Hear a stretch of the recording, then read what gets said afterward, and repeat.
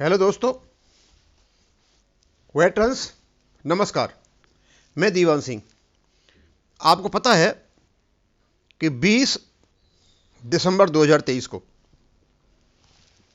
MSP के case की सुनवाई थी और लग तो ये रहा था पिछले घटनाक्रम से कि आज शायद केस का निर्वेरा हो जाएगा, लेकिन कोई हल नहीं हुआ और उसकी तारीख 6 फरवरी दे दी गई।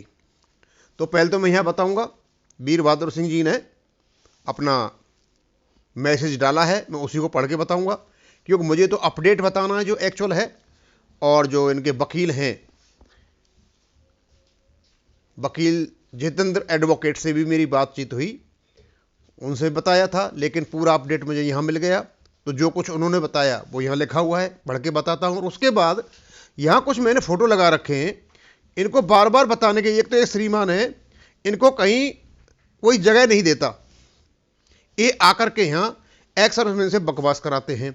और एक ये श्रीमान है, ये सूबेदार चौहान साहब, इन्होंने कोई नई पार्टी बनाई है, इनके मन में आता है जो कुछ बकते हैं। इसको भी बाद में बताऊंगा, पहले मैं आपको एमएसपी के बारे में बताता हूं। तो यहाँ वीर बहादुर सिंह जी कह रहे हैं, एमएसपी अपडेट। आज हमारी रणनीति एमएसपी केस को ऑर्डर में ले जाने का था। हमारे वकील दिए हुए समय 3.5 बजे खड़े हुए थे, लेकिन जज महोदय ने कहा कि आज ट्रांसफर केस है, उसके बाद देखते हैं। लेकिन समय हो गया और अगली तारीख 6 फरवरी को दे दी गई। मतलब ये अपडेट है कि एमएसपी के केस की अगली सुनवाई 6 तारीख को है। अब यहाँ थोड़ा बता दूं, मेरी जितेंद्र एडवोकेट साहब से बात हुई थी, वो कह रहे थे कि हमारी जो हियरिंग बहस है वो हमारी पूरी हो चुकी है। अब इनकी पूरी हो चुकी है तो इनकम्प्लीट किसकी है? अब यहाँ से आगे क्या कोई सरकार खेल खेलने जा रही है या इसको तारीख पर तारीख बढ़ाने की कोई योजना है? क्योंकि ये तो निश्चित है जुडिशियरी और एग्जीक्यूटिव मिलकर के काम करते हैं। लेकिन फिर भी जब वो कह रहे हैं, आगे क्या कह रहे हैं, हम लोग ने कोर्ट मास्टर से आग्रह किया कि फर्स्ट आवर में केस लगा दो, लेकिन कोर्ट मास्टर ने कहा कि सुबह मेंशन कर लेना। जल्दी डेट लगाने की हमारी मांग पर कोर्ट मास्टर ने कहा कि वही डेट दे रहे हैं ताकि सुनवाई हो सके। अब इन्होंने कोर्ट मास्टर से रिक्वेस्ट भी किया कि साहब दूसरे दिन डेट लगा दो, ये एडवोकेट जितेंद्र साहब ने भी बताया था, लेकिन उन्होंने नहीं लगाई। और लोगों को तारीख मिलने से परेशान नहीं होना चाहिए। ये जो हिम्मत की बात कह रहे हैं कि यदि तारीख आगे बढ़ी है तो हिम्मत मत हो, क्योंकि ये 2016 से केस को लड़ रहे हैं। जो 2016 से केस के लड़ रहे, ये हिम्मत नहीं आ रहा, तो आप भी हिम्मत मत हारिए। सब कोर्ट की प्रक्रिया है, न्याय जरूर मिलेगा, धैर्य बनाए रखें। हम लोग 2016 से लड़ते लड़ते केस आ रहे हैं। ये सारी हिम्मत की बातें हैं, को फाइनल स्टेज में ले आए हैं। आप लोग तो घर में बैठे हैं, हम तो सुबह 4 बजे उठकर कोर्ट की तरफ से तारीख पर जाना होता है। मुझे लगता है ये इन्होंने कमेंट किया है घर में बैठे हैं, ये बिल्कुल सही बात है, लेकिन किसी ने उल्टा सीधा कमेंट कर दिया होगा तो शायद उसका ये जवाब होगा।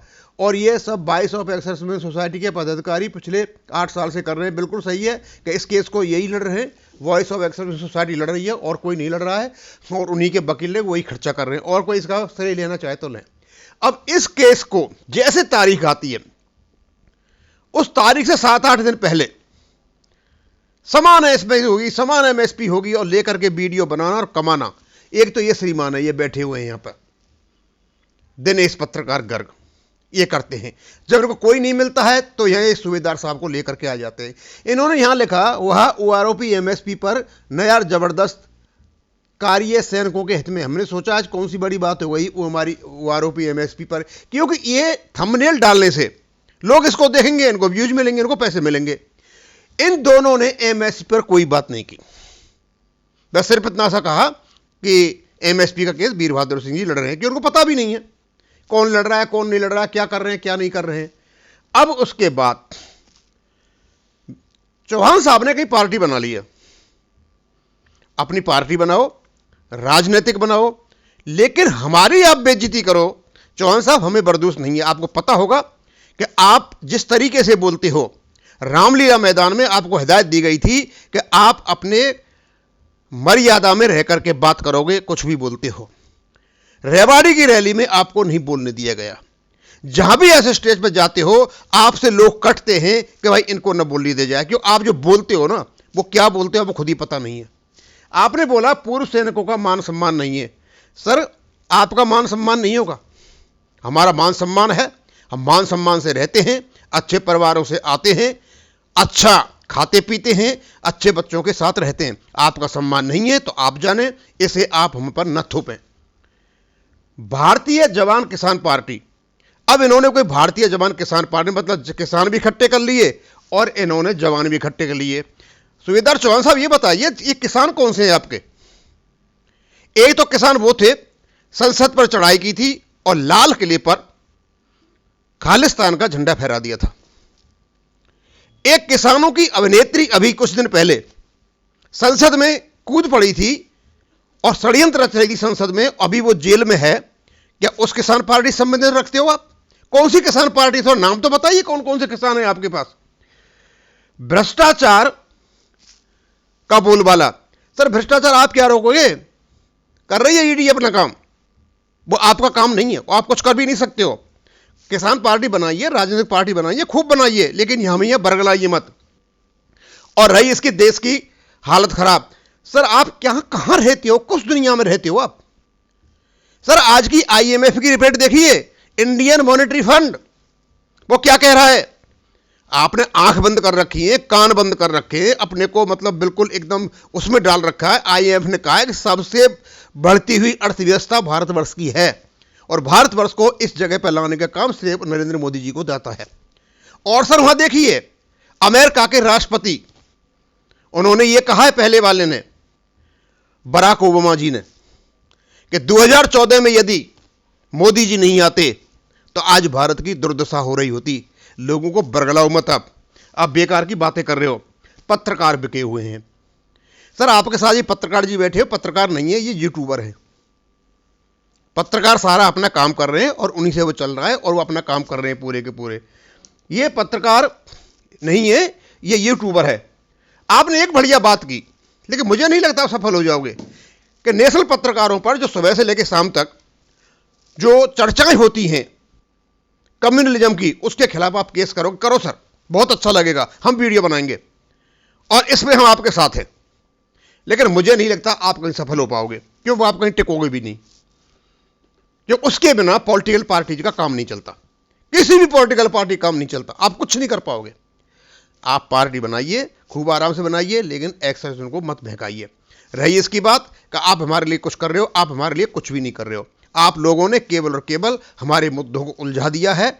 और ये जो रेल रोके की बात कर रहे हो आप, और पता नहीं कौन कौन सी बातें कर रहे हो, इनसे पूर्व सैनिकों का काम नहीं है ये। यदि आप सीखना चाहते हो तो आप सीखिए बैंकर्स से, जो रिटायर्ड बैंकर्स हैं, 35 साल से अपने पे रिवीजन के लड़ रहे हैं और अभी तक नहीं हुआ। अब कुछ लगता है कि उनकी सफलता हाथ लगने वाली है।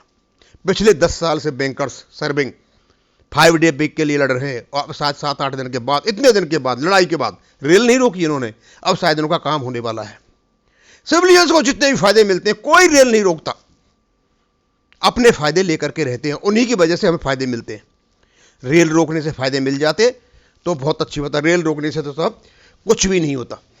केवल और केवल लोगों का आवागमन बाधित होता है, लोगों की आज़ादी पर अंकुश लगता है, लोग अपने घरों से दूसरे घरों पर नहीं जा सकते, लोग बीमारियों पर अपना इलाज नहीं करा सकते, कई प्रकार की बाधाएं उत्पन्न हो जाती हैं। वो होता है रेल रोकने से। रेल रोक से ऐसा कुछ भी नहीं होता। रही इसकी बात, ये जो पत्रकार साहब ये लंबी लंबी फेंक रहे हैं यहाँ पर, ना तो इसमें कोई औकात है ना और किसी में औकात है। भारत सरकार अच्छी चल रही है और इसका पूरे विश्व में भारत का नाम है। बाहर में जा करके भारतीयों से पूछिए उनकी कितनी इज्जत है, वो केवल और केवल नरेंद्र मोदी सरकार की वजह से है। आप यदि इसी प्रकार हरकत करोगे तो मैं अब यहाँ से शुरू हो जाऊँगा सरकार के पक्ष में वीडियो बनाने के लिए। ऐसी तैसी में गई ओआरओपी, क्योंकि आप ओआरओपी लड़ ही नहीं रहे हो, आप अपनी लड़ाई लड़ रहे हो और आप सोच रहे हो कैसे भी करके हम अपना पौवा सेक ले, वो आपका नहीं सकने वाला है। अब मैं यहीं ख़त्म करूँगा। थैंक यू, धन्यवाद।